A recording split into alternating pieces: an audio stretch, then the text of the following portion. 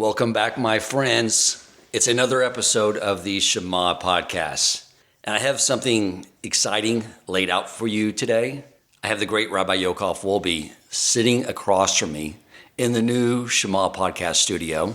And I asked him to do something a little different for us. You know, we've all learned so much Torah from Rabbi Wolbe. And as someone who started learning from him 10 years ago, over 10 years ago, I remember talking to Rabbi Wolbe and wanting to get a class out at the Reform Synagogue. And he says, I have the perfect torch rabbi. My brother started with us. He's dynamic. He's a great speaker. He'll be perfect. I remember when he came out, I was just blown away. It's probably close to 20 years my junior, but like intellectually, from a maturity standpoint, I looked up to him like he was 20, 30 years older than me. And I've watched him just continue to grow and achieve so much productivity. And I decided what I wanted to do for all of us is find out what he does that enables him to become so successful. So we can replicate it. And here's my first sort of introduction to this idea called mind mapping. Back after my first year of college, I ran into a friend of mine I had not seen since high school. And I was at a party and he ran up to me and said, Dan, I want to get together and do some mind mapping. Now, I had no idea what he was talking about. And based off the last time we were together in high school, I said, listen, man, once I started college, I realized that drugs were something that were going to hinder my academic abilities. So I don't do drugs anymore, so I can't get together and do your mind mapping trip. He's like, no, it has nothing to do with drugs. He goes, and this is back in like 88, 89. He goes, I went to a Tony Robbins workshop in Hawaii, and we walked on fire, and we learned all these techniques. And I said, okay, fine. So we got together, and he said that he wanted to adapt and learn from me how to change his behavior. Because one of the things he always noticed about me is I always, since a very young age, got up very early and worked out. And I said, hey, it's not rocket science. Set your alarm clock. When it goes off, get out of bed, go to the gym, work out. What's the big deal? And it's like, no, you don't understand. When the alarm clock goes off, I end up just turning it back off. I cannot get out of bed. I want to figure out what makes you tick and what makes you get out of bed and go do this every morning. And this is when I really first started to learn the power of the mind and how it works. I didn't even recognize this about myself. What he learned, or what we both learned about myself, which I didn't even realize I was doing, is that when the alarm clock would go off for me, I would get this image, this visual image in my mind, this state of being post-workout, sitting in my chair, showered, clean, feeling alive, refreshed, full of energy, and ready to take on my schoolwork and do my studies. And when we went through that, he said, that's it, because that's what Tony Robbins taught, is that to change behavior, we are always moving towards pleasure and away from pain. You can't get rid of that equation. We're always naturally going to move towards pleasure and away from pain. And what I'm doing is I'm waking up, and the image in my head is me getting out of bed and going to the gym. You're fast forwarding to a pleasurable state. And that's what he was looking for in order to replicate it. And I will tell you that if you look at anyone successful, like Rabbi Yaakov Wolbe, all his behaviors, his thought patterns, everything he does is moving him towards something pleasurable.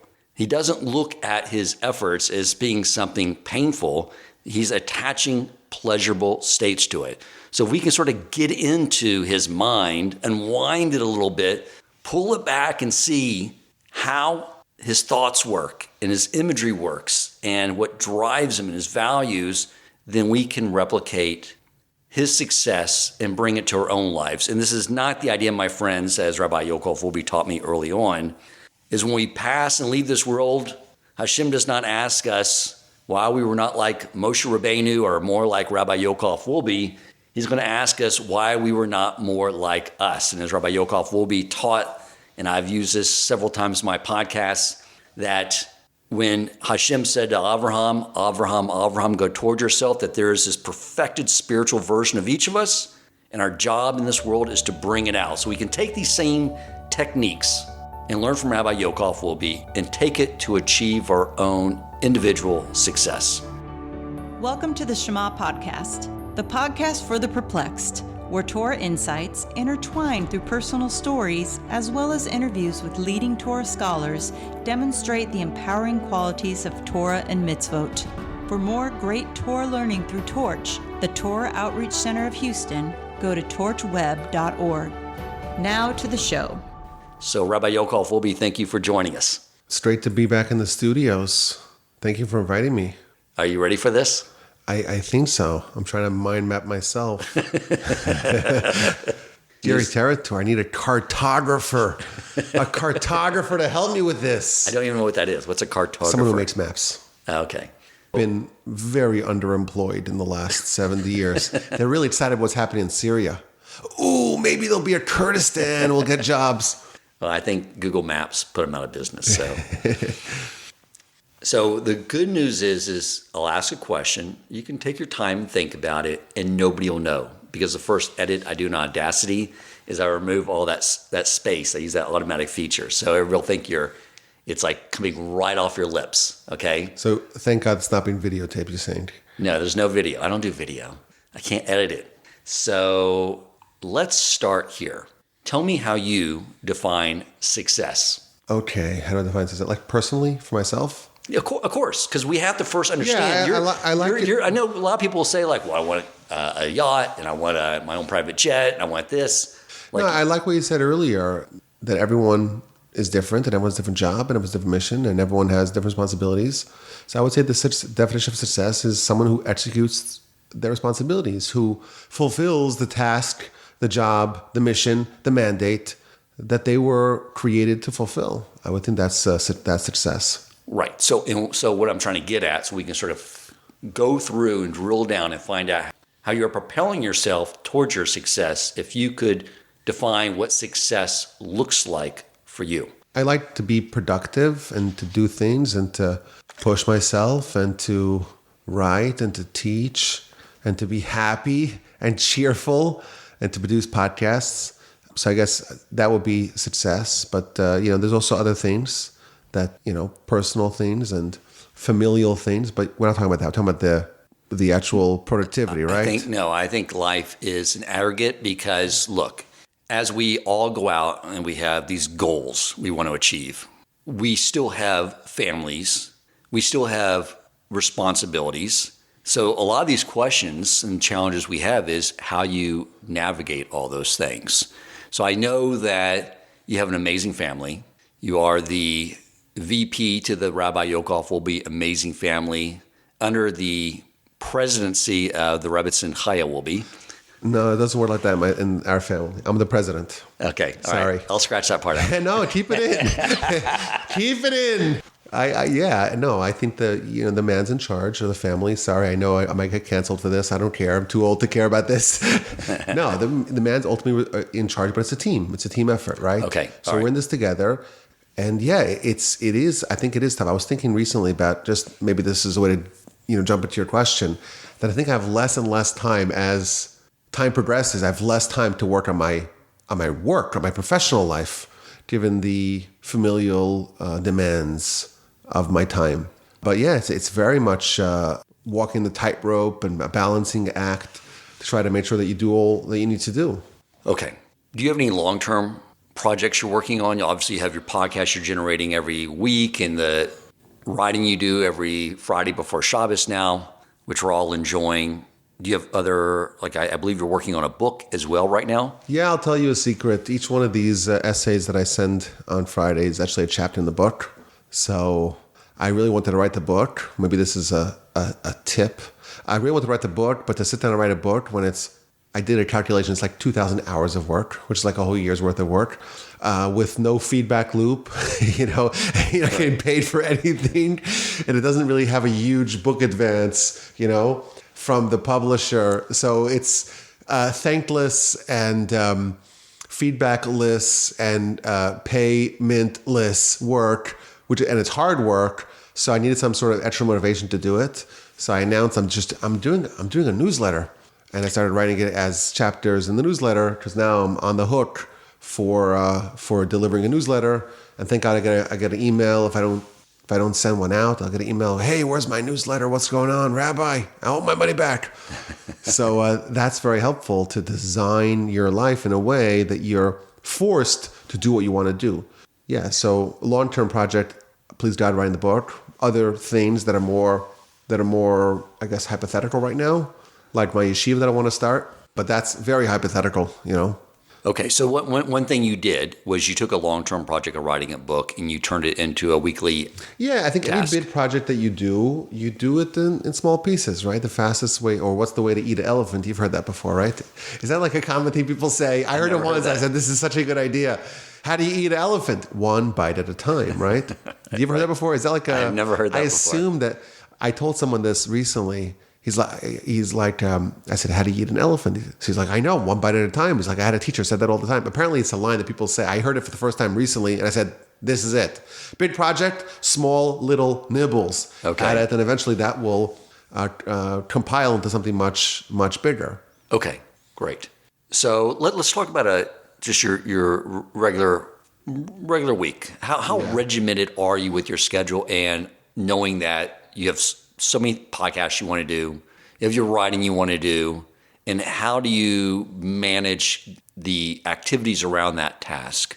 So I think one thing I've been doing for a long time is to keep very detailed, copious, and well-organized notes, because there's rarely a subject that I speak about today that I never spoke about at all in the past. Given thousands, literally thousands of classes and thousands of podcasts. Not quite thousands, but more than 1,600 podcasts. So it's a lot. And many, many times I speak, I don't actually record them. I don't make podcasts out of them. But I still have notes for them. So it's very helpful if you clarify a subject and you organize it in your notes. You'll have it for next time if you want to speak about the same subject. I mean, I think I spoke about that some time ago. I will go to my Google Drive where I have thousands of documents, very, very well organized and searchable. And if there's a subject that I want to speak about, or I'm inspired to speak about in some way, I will just try to find, times where I spoke about it in the past. That's very helpful for me because it makes my job easier in the future. If I want to speak about a topic or an idea, or it comes in some way in something I want to share, I will be able to reference what I said previously. A lot of times I spoke to people, some guy, like he might be brighter than me, okay? He's more intelligent than me, maybe, I don't know. He's very intelligent.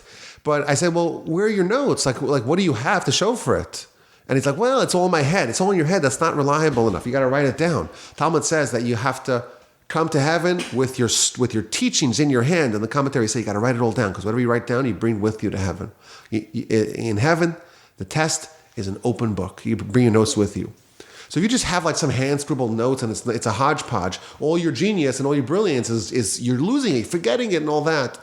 So for sure, if you're going to work on a lot of different projects, a lot of different areas and try to produce new content every week, you have to be on top of your ideas and you have to organize them in a way that they are searchable, referenceable, and so on.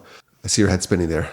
Yeah, I'm wondering. Some people are naturals, okay? You're a natural, Dan. You get up, microphone, you start speaking, no problem. Some people are very, very bright. They're just intelligent and creative. And some people, they're not as talented, but if they organize it and they, employ best practices, then they could overcome their deficiencies in raw intellectual power or natural gifts. Okay, well, no, whenever I do a podcast myself, I'm exploring, I'm researching something, I have notes, and those notes just end up in the folder with the podcast audio file. Mm-hmm. I never really thought of putting everything I've ever researched into one searchable file. I'm not as prolific. Not one searchable file. I have it as in the Google Drive, thousands of files. Okay. I also print out my notes every year. Every year I do a Parsha podcast. Thank God I've done now 4.5 years almost of not missing a single week. And each episode is like 10 to 20 pages of notes. And I like they're spaced out, so it's not really 20 pages of notes, because it's like if I write a sentence, that would be like its own paragraph, and there'll be paragraph breaks in front of and behind it. But I like to print them out. at the end of the year. It's not like I have in my house, like printed out, like just physical paper of some of the notes. Like I did something in 5781. There was some accomplishment that's physical and tangible and palpable, and it's on the bookcase and it's on the bookshelf. So I have it, and it feels like you did something. It's not just something you send out to the ether and people listen to it. It's more tangible. Right. So certainly, I think in the digital sphere, it's bits, little bits that fly and people listen to it and you get feedback, but it's very nice to have something that's tangible that can make you feel like, oh, I did something, I accomplished something, I produced something and I have some sort of testament to it on my bookcase. Right. Okay. You do always come up with new content. Like I don't hear repeat content in your podcast. Well, I try to come up with new things, but sometimes there are ideas that you reference or even if it's not the same idea, it's the same concept that comes out in a different way.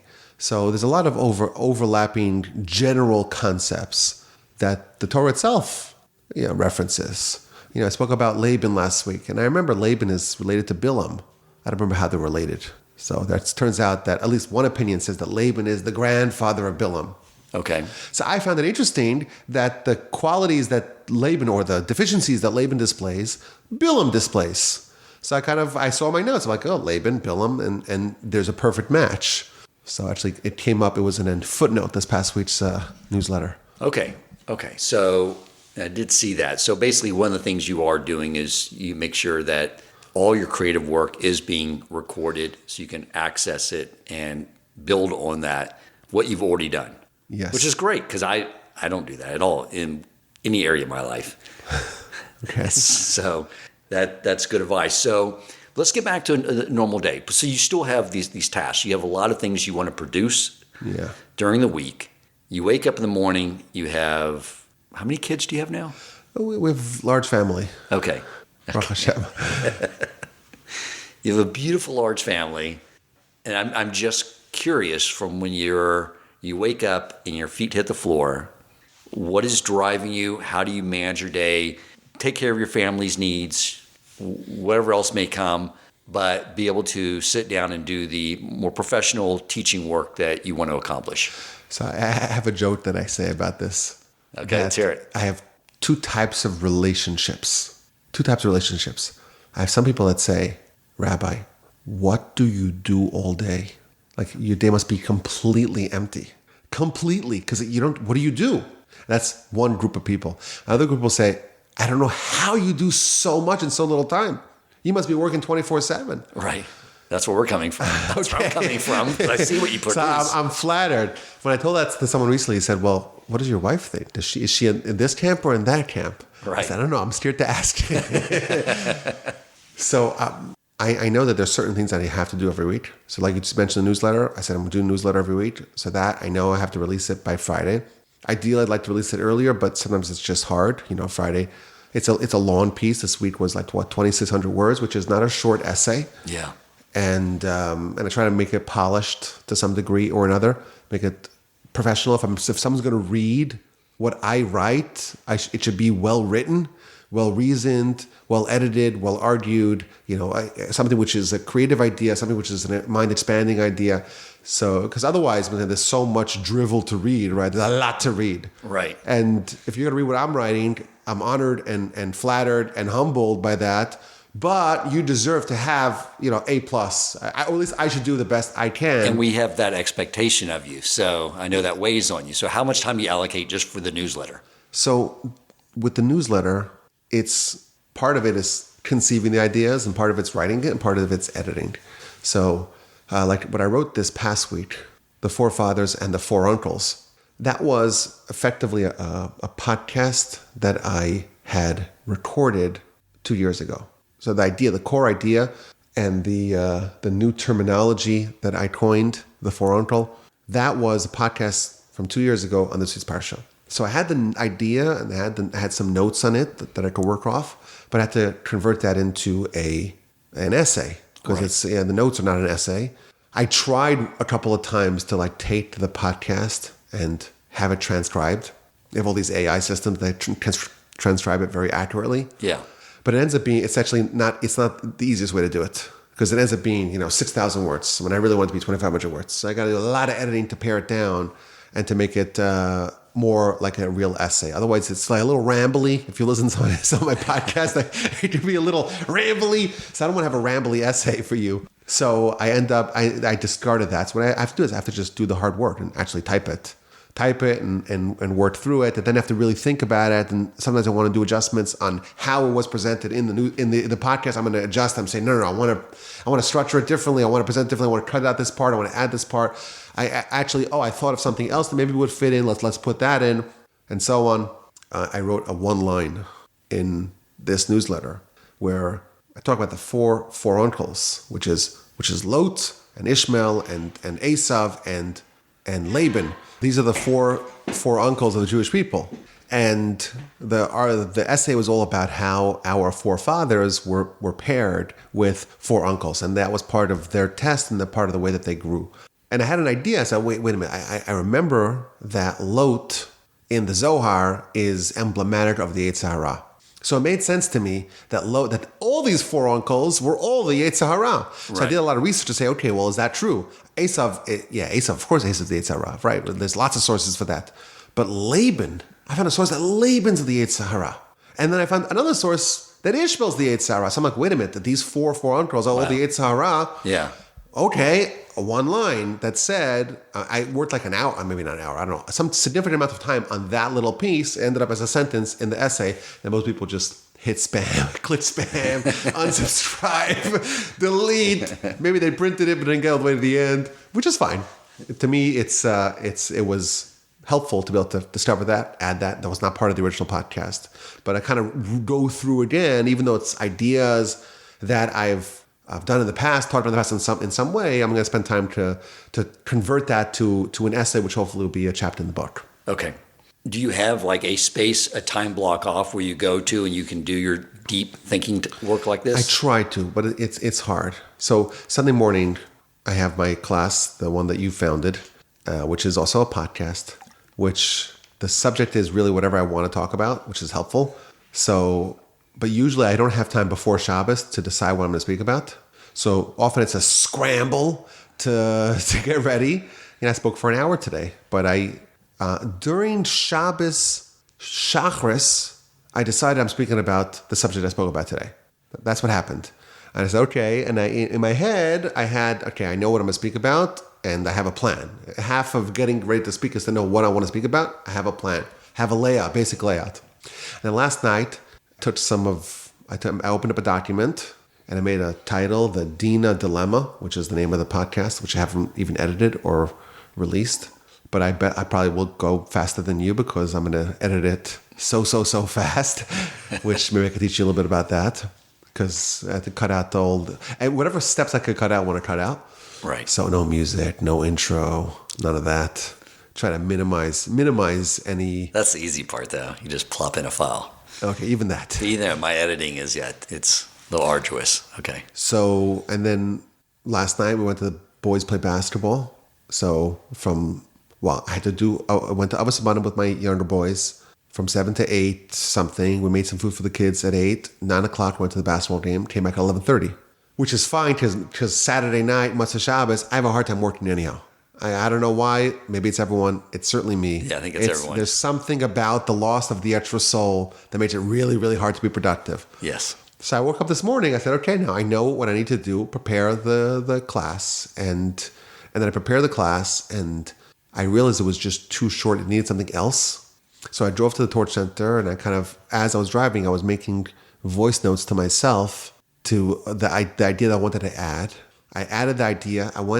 I added those notes. I went to my Google Drive. I pulled out the other document that I had written many years ago, which I never published, never released, but I knew I have a document on this subject. I pulled out some select sources, dropped it into my document for today, and I hit record at 10, a little late, 10:10 today.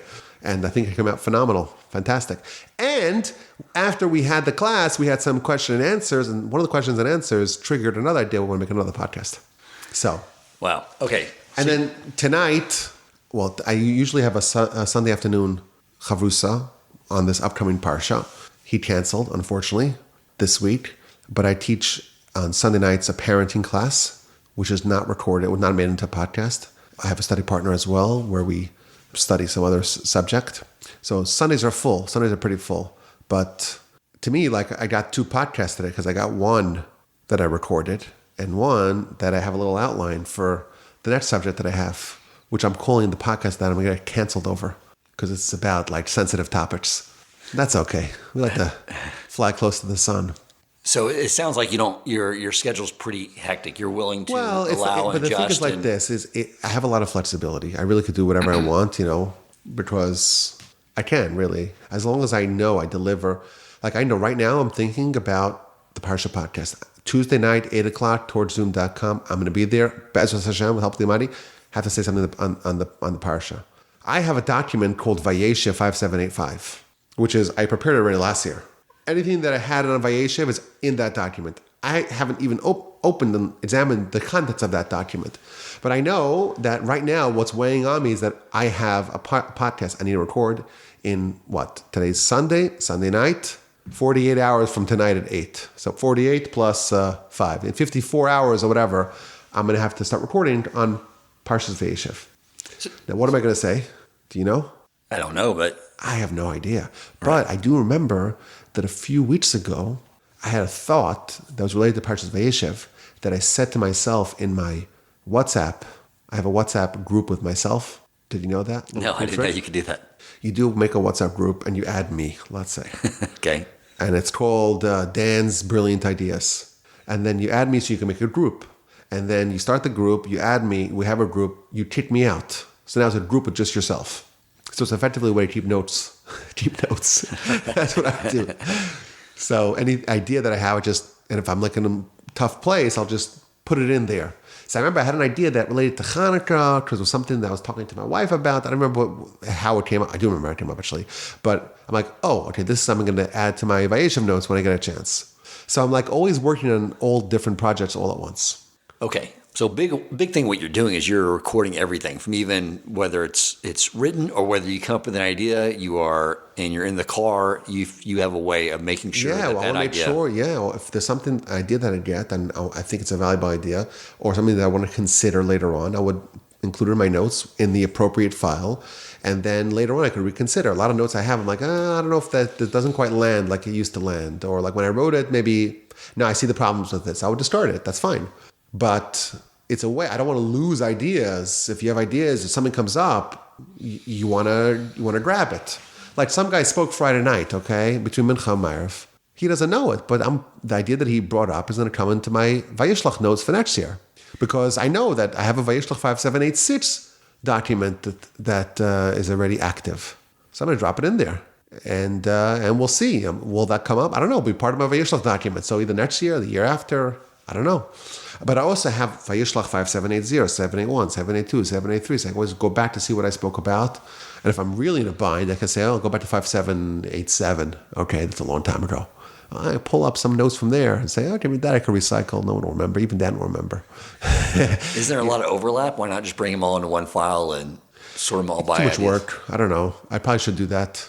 But so this is remarkable. I don't do this. I guess I'm coming from and I should learn by now, but I'll have some good ideas. I'll put them together. I'll think through them maybe when I'm working out. And then when I sit down to record, it's just like where they all go. Right. And that's what I'm not doing. I don't feel like it's disingenuous to say I want to have notes. I want something through properly, slowly, methodically. And then when I'm going to talk, I should have the outline. I should know what I want to say. That way I don't have to think on the fly. Especially, you speak in front of people. You not everyone could just instantly recall 10 steps that really made sense on your notes. It makes sense. They work. It's a logical flow, but if you miss a step, like if you're giving a speech and you don't have any notes, like what if you miss a crucial step? Like you miss something. I've heard so many times people give speeches. It's great. And they're like, I forgot to say this one point. Come on. Right. That's not treating your audience well. Have it all organized and have bullet points at least, or some layout, the structure of what you want to say ahead of time, ready to go. That way, when you speak, you could deliver. You're performing when you're speaking. I'm going to tell you the thing that I thought about for 10 hours or 5 hours or a month. I'm going to share it with you now in 10 minutes. But I'm going to give you a gift, which is the product that I worked really hard to achieve. I'm going to package it nicely for you. That's what I do as a speaker. And therefore, make sure that you come prepared. Which in the end is more efficient. Of course. than doing what I do, which is I'm recording by myself, not in front of a live audience, but then I have to go back and think through notes and pull things up and do more editing. It makes it so much harder to do. Yeah. So you're doing the editing afterwards. Why don't you just do the editing beforehand? Right. Wouldn't that be better? Which is why my editing takes longer than yours, because it's not editing. I mean, it's not editing. You're adding, right? Right. If you're adding something. Yeah, that doesn't seem to be efficient. But I haven't even told you the real secret. Okay. The real secret is all a gift from the Almighty. It's a gift. It's a gift. It's all a gift. So let's talk about that. But it really is. It really is. Let's talk about that. Let's go.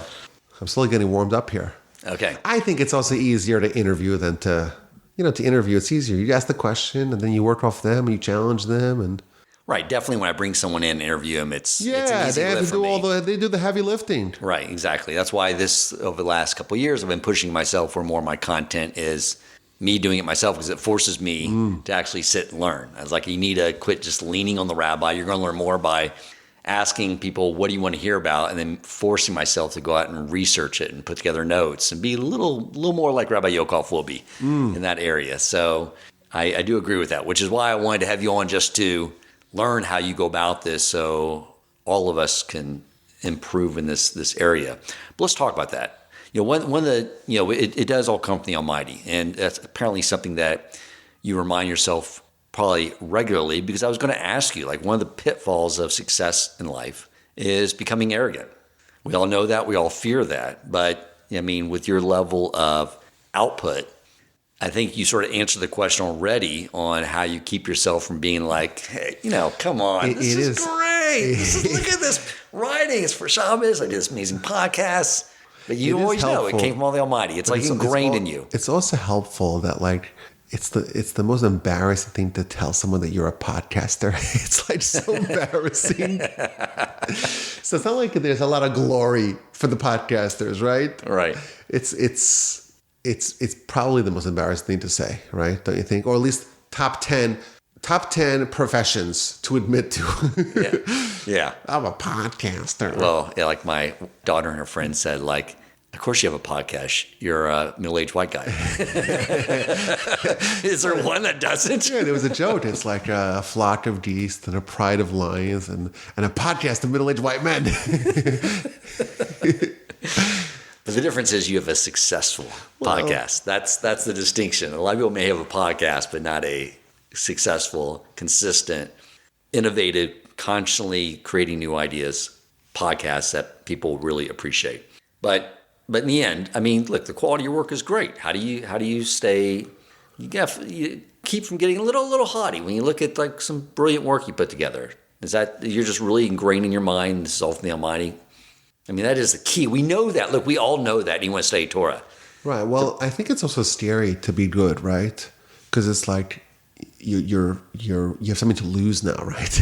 It's like being rich. It makes you nervous. Yeah. I wouldn't know, but well, maybe I don't know. Neither. You would know probably. Yeah. The listeners would know. It's like if you're handsome, you have something to lose. You have a full head of hair. You have something to lose. Right? Whatever you have, it's actually something which should inspire humility, because you want to make sure that you have whatever it takes to protect it. So I don't think that humility means to think that you did a bad job. I don't think so. I don't. Well, let me say it very clearly. I disagree with that. Right.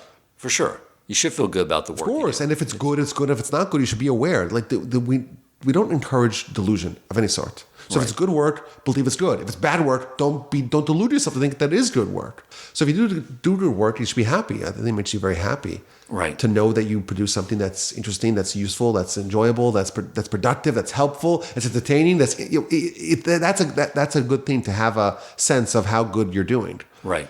For sure. But how do you balance that with maintaining humility? I think that for me, I don't know if I am humble. Maybe I'm not.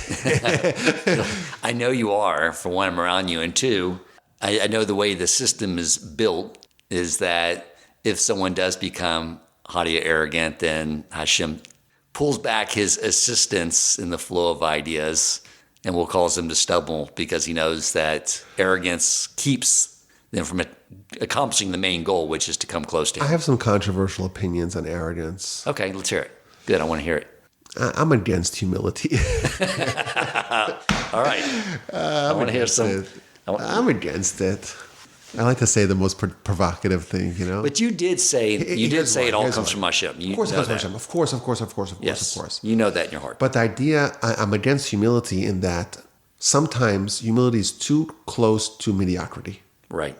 There's an excuse. It's too close to not pushing yourself to become as great as you could become, to produce as great as you can produce. Agree, 100%. So I think it's a tricky thing because I'd rather have arrogance and success and pushing hard and sweat and real great work than someone to say, I'm all humble and I'm not pushing yourself. I always think that humility is like the crown jewel. It's the cap. It's the absolute, the stone cap of greatness. If it's on the foundation, I think it's dangerous because it's going to lead to mediocrity. That's why I always like to say I'm opposed to humility. I'm saying I really see that it's a gift from Hashem. It really is. Some of the content that I produce, I think, is so stellar. Like it's a gift. Any thought that you have is a gift from Hashem. So you work. I'm not saying I don't work. I work very, very hard, but ultimately it's just a gift from Hashem. It really is.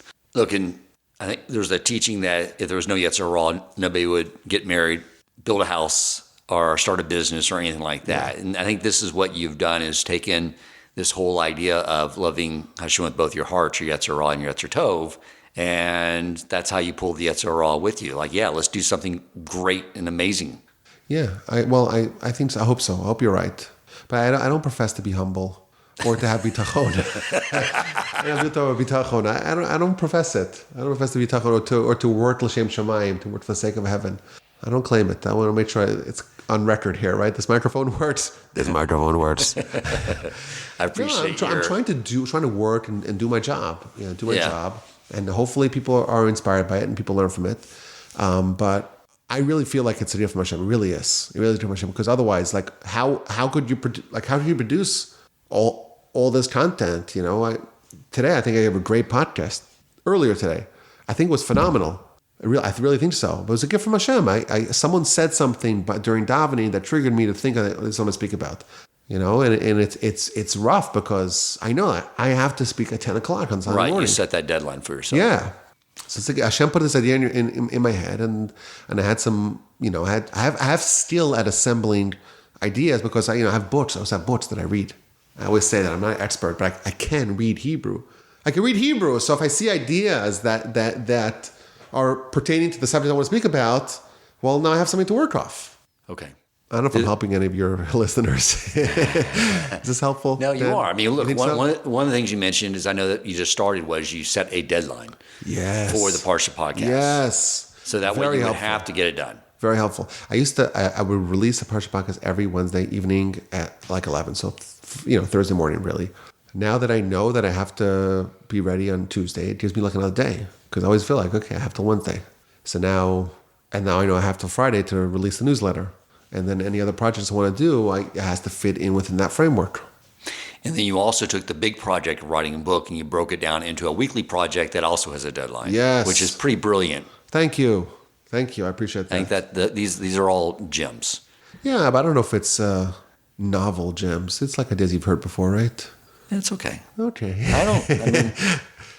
Things maybe I need to bring back in the forefront of my mind. Okay, so based on what we just discussed, I don't know how you're going to be able to answer this question, but have you ever failed at something, at least in the short term, and how that impacted you? Then how did you use that experience to move past that failure to future successes?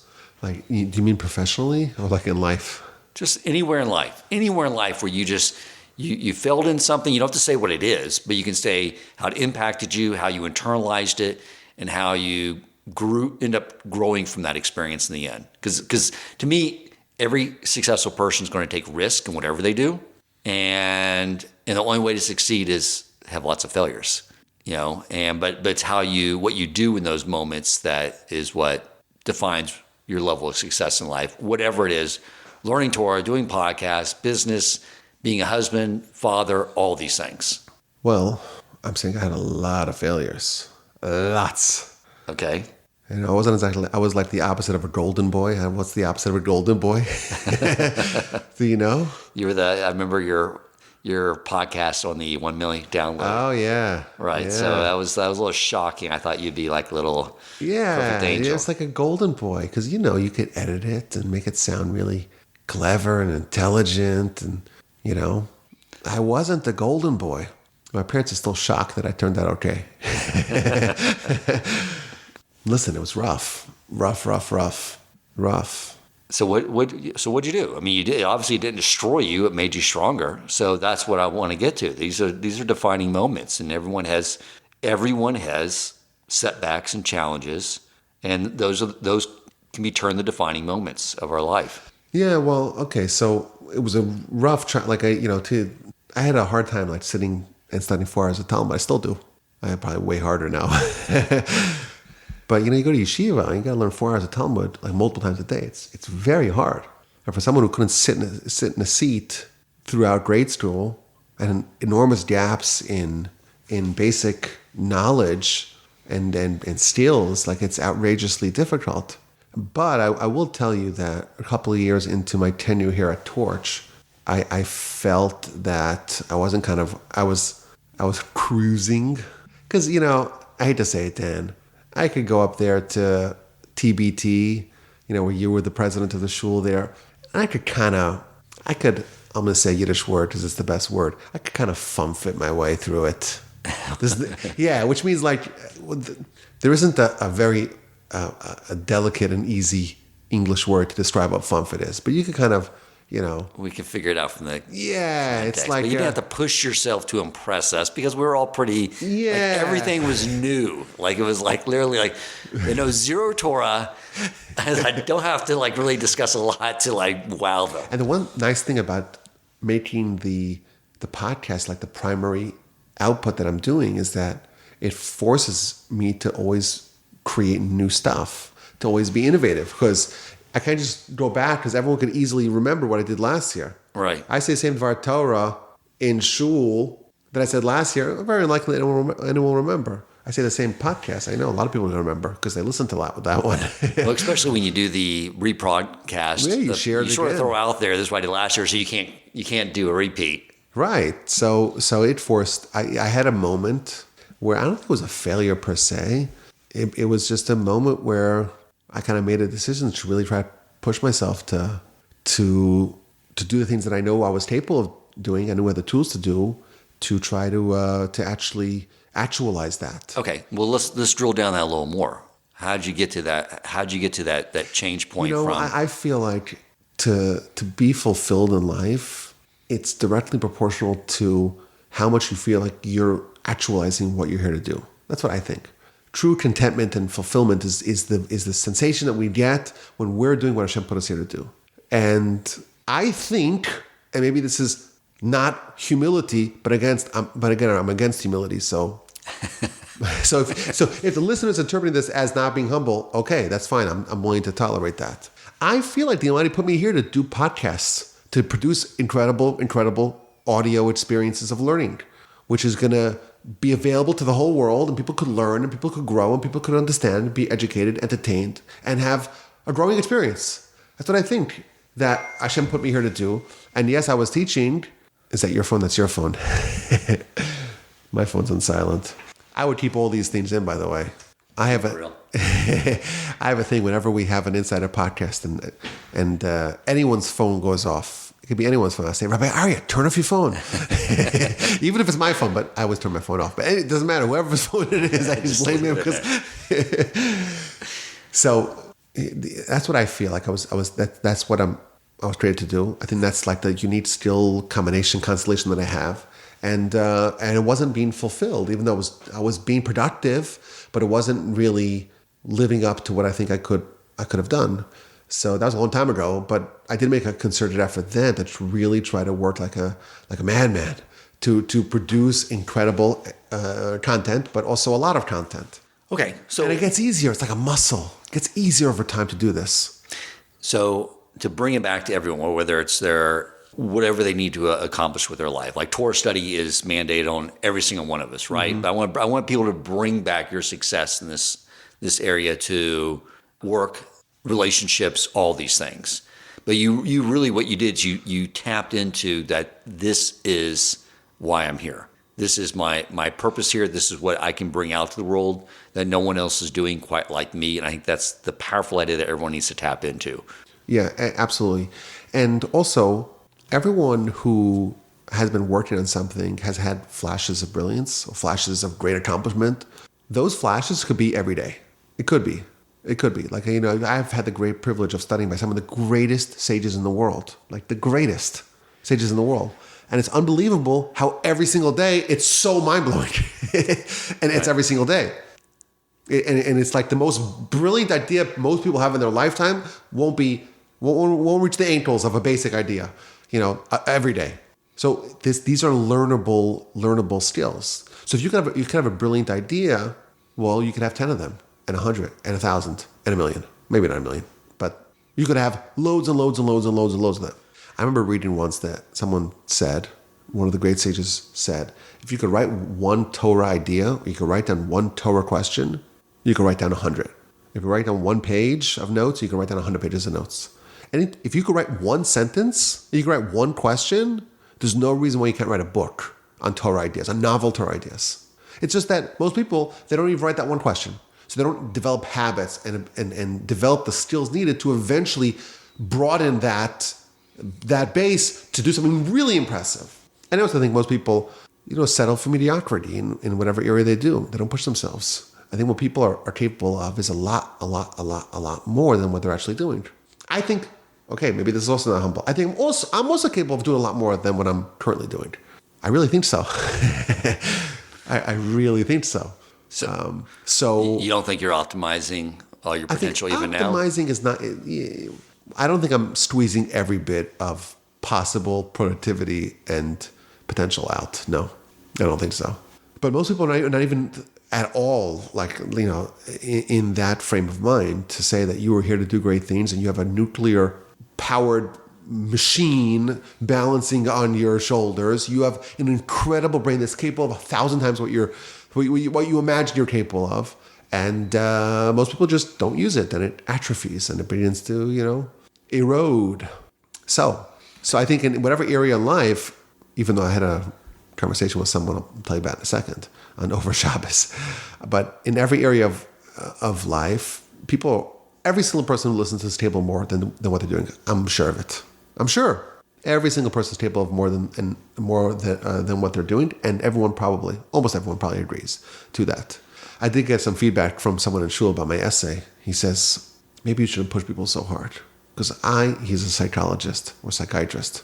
He's like, I meet so many people in pain, and they feel that this whole discussion of you could do so much more, that is harmful for them, makes them feel empty, it makes them feel not successful, it makes them feel bad about themselves, and it causes them pain.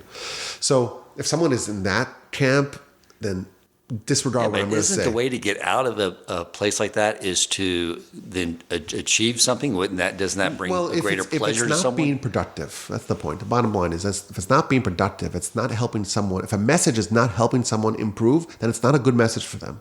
So I'm not claiming that this message is good for everyone, but someone who is stable and has success and wants to do something more, they are capable and they have to do it. And they have to do it and believe themselves, believe in the strength that Hashem gave you. I have something nice for my B'Shalach podcast. For which podcast? B'Shalach podcast. Okay. Vayaminu b'Hashem Moshe Avdo. They believed in Hashem and in Moshe, his servant. So one of the great Hasidic masters says, every person has a little bit of Moshe in them. And the Torah is telling us they believed in Hashem and believed in themselves. Because you want to do something great, you got to believe in Hashem, you got to believe in yourself. Which has such a modern message, right? Right, for sure. Believe in yourself. Believe that Hashem gave you incredible abilities to do amazing things. You were not put here to do mediocre things. You were not. Sorry. That's not the cards. If you have a Jewish soul, you have power within you that is through the roof. You have to actualize it. Right. And it's a lot of hard work. And once you do all that hard work, then the Almighty gives you a gift. I mean, isn't that the lesson from Esau that he believed in Hashem, he just didn't believe in himself. He didn't think he could actually transform himself. And that's why he was kicked out of fathering the 12 tribes, correct? Yes. And that was the difference between Yaakov, and that's who we come from. We are supposed to believe in ourselves. 100%. by believing in Hashem with him. Even though my grandfather was very skeptical of modern day psychology, he says, how do you say, self-confidence and self-belief and self-esteem is bitachon atzmi in Hebrew, which means self-bitachon, self-faith. Right. He's like, I don't know. It says you have to have bitachon in Hashem. You have to believe in Hashem. You have reliance in Hashem. Where does it say you have to have reliance on yourself? And then he cited that citation from the Chazaric masters, that they believe in yourself as well. But he argued, and I agree with this, that the modern psychology encourages people to believe that they have no agency. Oh, it's because you have ADD, or because you had that experience. It's not your fault. Right. The second you do that, then people say, okay, I can't do anything. I can't accomplish. They lose their sense of agency. Right, exactly. I was even going to say, one of the ideas I had in my mind as a disclosure up front before bringing you on, which of course I didn't write down and forgot to say. But yeah, I was going to say exactly that people can say, well, of course, Rabbi Yaakov Wolbe can produce a lot of Torah. He's brilliant. He's a full-time rabbi. I'm just me with my average IQ, and I got my other business and things I got to worry about. And I was going to say, with your large family and all the other responsibilities, you have the same challenges. And I think that's just an absolute cop-out. And I do believe, too, and I think I learned this from you. If it's right, I learned it from you.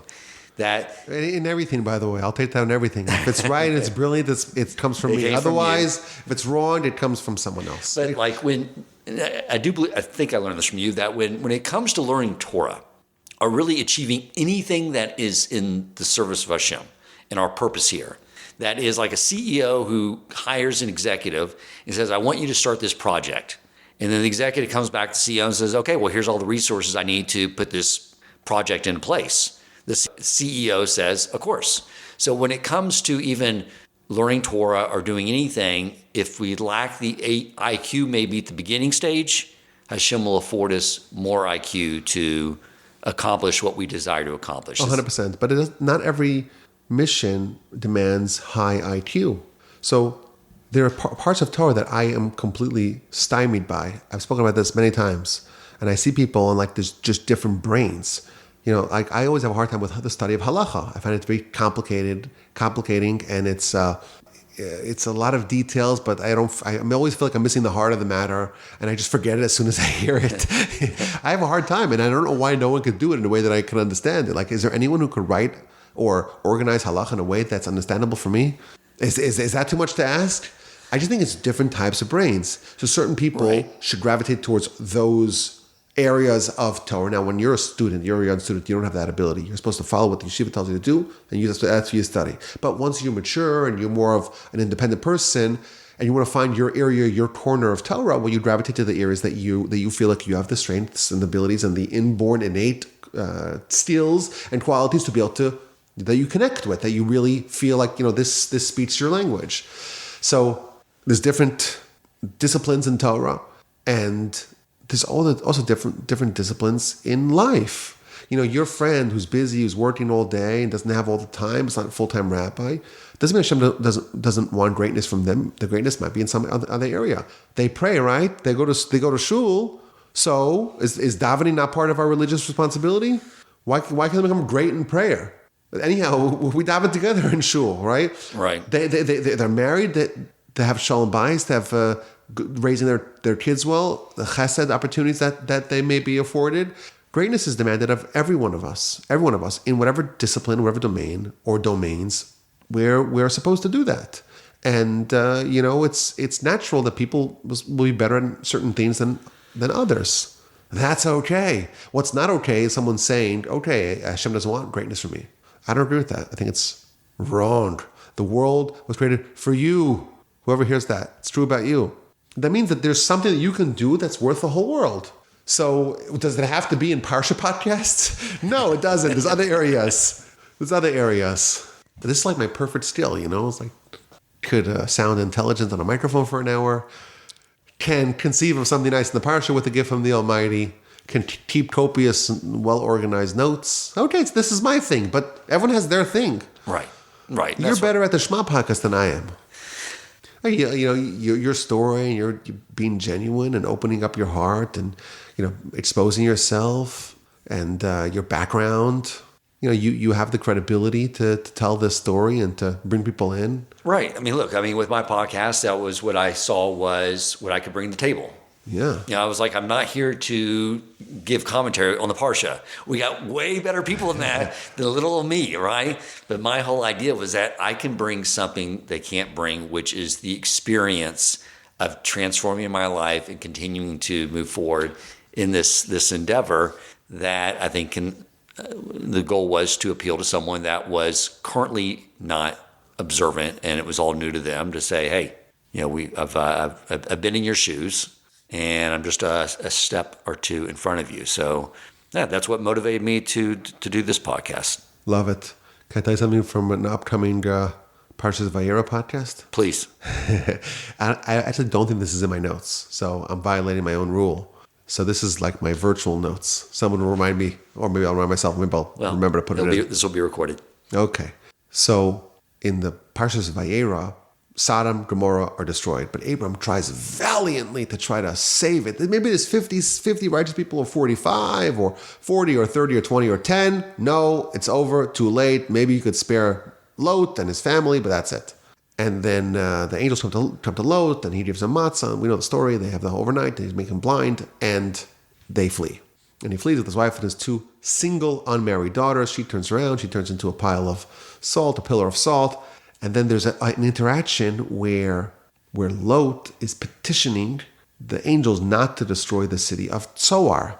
It's like a confusing section in the Torah. Okay. He's petitioning, don't destroy the city of Zoar. Why? Because the word Zoar means young. It's young. Rashi explains that the cities of Sodom and Gomorrah were founded earlier than Zoar. So Zoar was not more righteous than the cities of Sodom and Gomorrah, but it was younger. So they didn't have as many years of corruption. Right. What was he thinking? There was the potential for change? No, change? It was eventually destroyed, I think. But it was destroyed later. It had a little bit more of a grace period. So indeed, he managed to save the city of Zoar. So Rabbi Weinberg, of blessed memory, founder of Torah, he said, I don't understand. Abraham, he's working, turning over every stone to try to save the cities of Sodom and Gomorrah and the whole metropolis, right? Right. And Lot, who's nowhere near Abraham, he's able to save the city of Zoar, and Abraham couldn't think of that himself. Interesting. Why didn't Abraham present that argument? Yeah. So he said that Lot's argument is the argument that Abraham couldn't have made. Lot's argument is, listen, this one has 1 year fewer of corruption, like 1 year less, fewer of corruption. Every time I say less, I gotta say fewer. Sorry, even if it's not fitting. I have an illness that the word less must trigger the word fewer. You know that fewer and less? And 1 fewer year of corruption. So this one has 51 years. I don't remember the numbers. It's 51 or 52 years of corruption. This one has only 50. So therefore, you should argue that it should be spared. That's an argument that someone who is so far away from corruption can't make. Because Abraham looks at Zoar and Sodom and Gomorrah, they're the same. He doesn't see the difference. But Lot, who's so corrupt, to him, he's closer to the action. He can notice the difference in the two. Right. Gotcha. Weinberg said, you look at the great rabbis, the greatest sages in the world, and say, why don't you come help the Jews come back to Torah? Come, the Jews are salvageable. No. The greatest rabbis may have a harder time than the simpletons, than the Lots amongst us, in saving the city of Zoar, in saving the Jews who are distant. Why? Because they're so high, and to them, they're so distant, they cannot differentiate between those who are salvageable and those who are not salvageable. Right, okay. Which was amazing, right? Amazing idea from Rabbi Weinberg, founder of Torah. Yeah. And it was a story behind it. Someone asked him, one of the greatest sages of his generation, of the last 100 years, he asked him to go speak with someone who needed some encouragement, someone who was maybe not religious, or I don't know exactly what the story was. I was like, why would he ask me to speak to him? Like, he's the greatest sage. Like, what could I offer that he can't offer? And this was his answer. This was his answer. That Lot is actually a better candidate to save Zoar than Abraham was. Right. So that's comfort to you. Like you say, I came to study, I was an atheist till 40. That's what you say, right? Yeah, it's the truth. So, these rabbis have been trained since they're little kids. It's like the Chinese, how they train their Olympics, since they're young, they've been training them. Yeah. Oh, what can I offer? You can offer a lot, because you could say the concept of smaller people, not smaller. You're bigger than me. I was saying conceptually, people who are more like Lot. Let me rephrase this. I'm not saying that I'm better than you in any way. I'm just saying. Oh, I am. No, I know, but I'm not saying that. I'm saying, but who are we to try to help Jews and reach out to Jews when there's such great Torah sages who are so much greater than us, right? And the answer is that we're closer to Lot. Lot's closer to Zohar, and Lot can save Zohar where Abraham cannot. Right, 100%. So let's not underestimate what we can do. And the contrary point is, or the counterintuitive point is, that the fact that we are less great make us a better candidate to spare the city of Zohar. Right. 100%. No, I think that makes total sense. All right, so you discussed a lot of good ideas. And one of it is that the just unwavering desire, I wonder where you got this from, just to, and really, honestly, it's a self-fulfilling loop, I'm sure, a self-reinforcing loop, because you're constantly learning Torah, and that whole message of Torah is that we are all here for a very distinct, important meaning and purpose, right, to achieve greatness.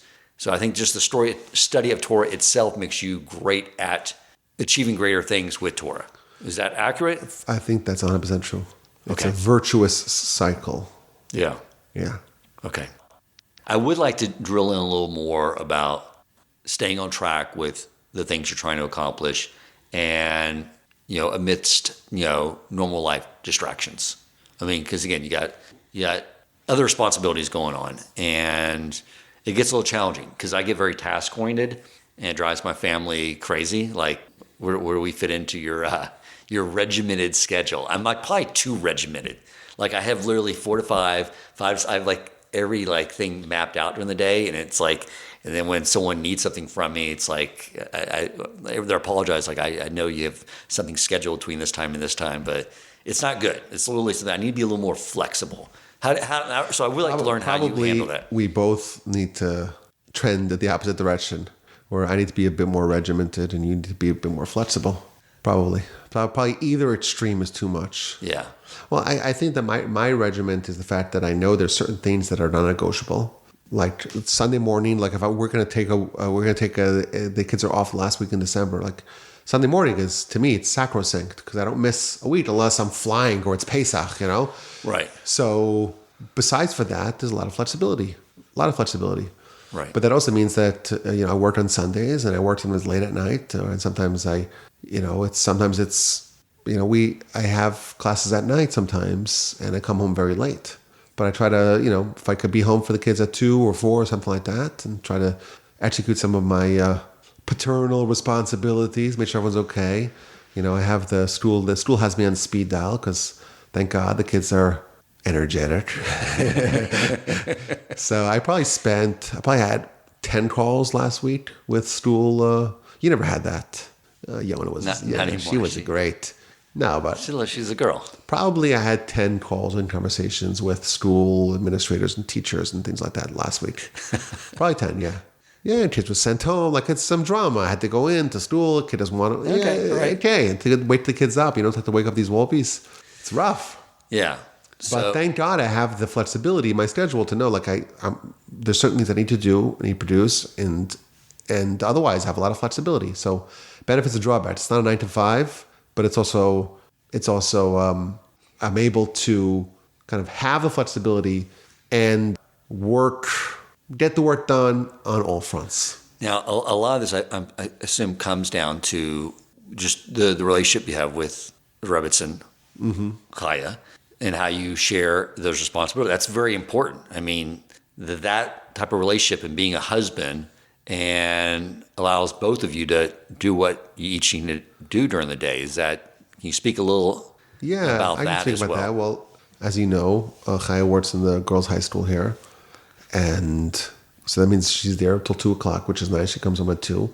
But very often at night, there's some events there, and Matzah Shabbos, and tonight, and But I try to pitch in when I can, and it's nice to have older children as well. Boy, that was a rough time when we had no babysitters.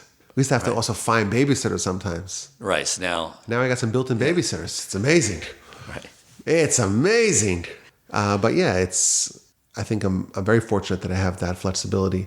And But I feel like I'm always working, always not working. Because even now, I'm looking at your books in your wonderful studio. I'm like, oh, some good books. What can I pilfer here? Not pilfer to stand. What ideas can I look at? Oh, I'm like, how can I work this into a podcast of my own? Sorry, I'm doing that, Dan. But I see you've got a nice pinkish-looking book there, Upon a 10-stringed harp. Makes you very happy. Course. Beautiful. Yeah. Deep work. It's a Cal classic. Newport. It's a great collection you have over here. I do want to maybe delve in a little more on one area.